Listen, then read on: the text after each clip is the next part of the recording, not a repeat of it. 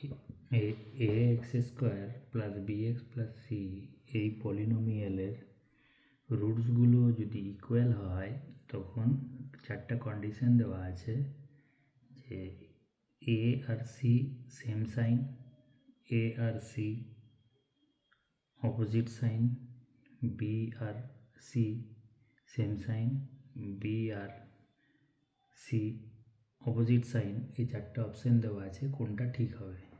তাহলে যেহেতু বলে দেওয়া আছে রুটসগুলো ইকুয়াল, তাহলে রুটসগুলো ইকুয়াল হলে কি হয়, B square minus 4ac equals to 0 হয়। এবারে এখানে এই যে বি স্কোয়ারটা লেখা আছে, বি এর ভ্যালু পজিটিভ অর নেগেটিভ যাই হোক না কেন, এই B square equals always positive.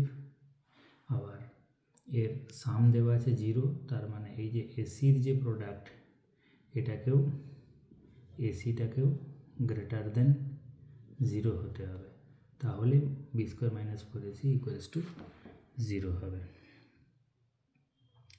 এবার এসি যদি গ্রেটার দেন 0 হয় তাহলে এটা দুটো কেস হতে পারে, আইদার এ আর সি দুটোই নেগেটিভ, আর একটা হতে পারে এ আর সি দুটোই পজিটিভ।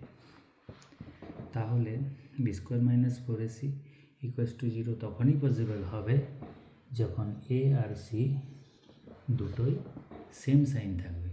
তাহলে যেটা অপশান কোনটা অ্যান্সার কারেক্ট হবে, যে এ অ্যান্ড সি আর সেম সাইন হবে, সেটাই হবে অ্যান্সার।